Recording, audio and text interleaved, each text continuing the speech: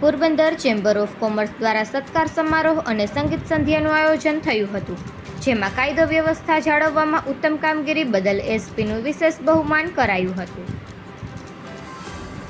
Porbandar chamber of commerce દ્વારા Birla hall ખાતે સત્કાર સમારોહનું આયોજન કરવામાં આવ્યું હતું, જેમાં શહેર અને જિલ્લાના વિકાસ માટે મહત્વનું યોગદાન આપનારા અધિકારી અને પદાધિકારીઓનું અભિવાદન કરવામાં આવ્યું હતું, જેમાં કલેક્ટર એસડી ધાનાણી, જિલ્લા પોલીસ અધિક્ષક ભગીરથસિંહ જાડેજા તથા ડીડીઓ બીબી ચૌધરી, મહાનગરપાલિકાના કમિશનર એચ.જે. પ્રજાપતિ, રેસિડેન્ટ અધિક કલેક્ટર જીતેન્દ્ર વદન, નગરપાલિકાના પૂર્વ પ્રમુખ સરજુભાઈ કારિયા સહિતના મહાનુભાવોનું શાલ ઓઢાડી સન્માન કર્યું હતું.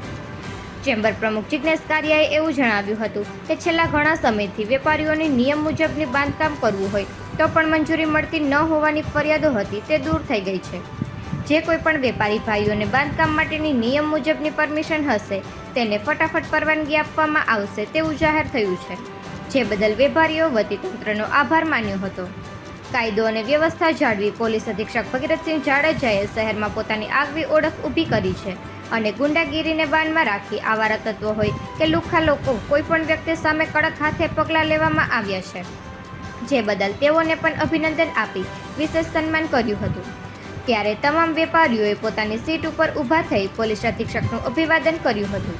આ પ્રસંગે ચેમ્બર પ્રમુખે વિશિષ્ટ સન્માન તેમના ગુરુ ચંપકલાલ વ્યાસનું કર્યું હતું.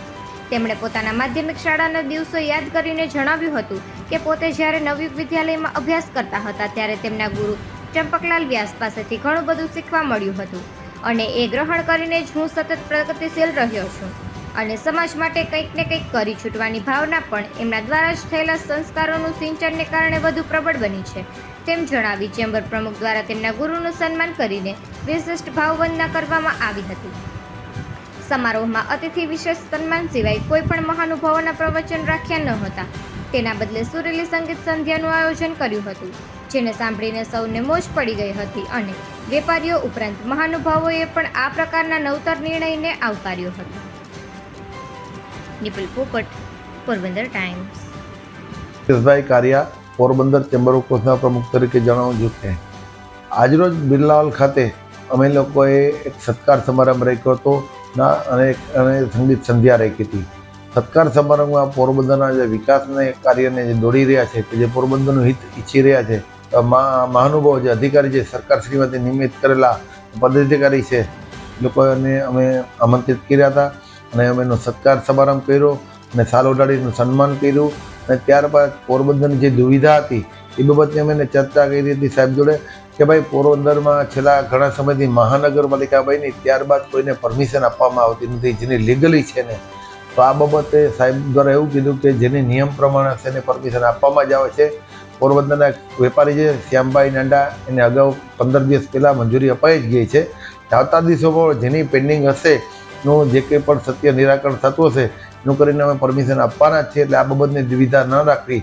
આ બાબતનું મેં વેપારીને જણાવ્યું કે તમારા મનમાં જેવું છે કે મહાનગરપાલિકામાંથી મંજૂરી નથી મળતી તો એ મંજૂરી મળે છે, પણ તમારા પેપરવર્ક નિયમ પ્રમાણે હોવા જોઈએ ને તમારું બાંધકામની પરમિશન નિયમ મુજબ હશે તો તમને પરમિશન મળશે જ. આ બાબત માટે અમે તમામ અધિકારી પદાધિકારીઓ અમે આભાર માન્યો હતો અને ત્યારબાદ સંગીત સંધ્યાનો જે આનંદ માણ્યો હતો ત્યારે વેપારીઓને ખૂબ આનંદ કર્યો અને વેપારીઓની આ એક એકતા રહી અને એના માટે જ ચેમ્બર ઓફ કોમર્સ આયોજન કરતું હોય ત્યારે આ વેપારીઓને ખૂબ આનંદ પરિવાર સાથે આનંદ માણ્યો હોય. આવતા દિવસોમાં આવા પણ કંઈ પણ પ્રશ્ન હશે તો વેપારી માટે અમે કાયમ સતત હાજર રહેશું એની ખાતરી આપું.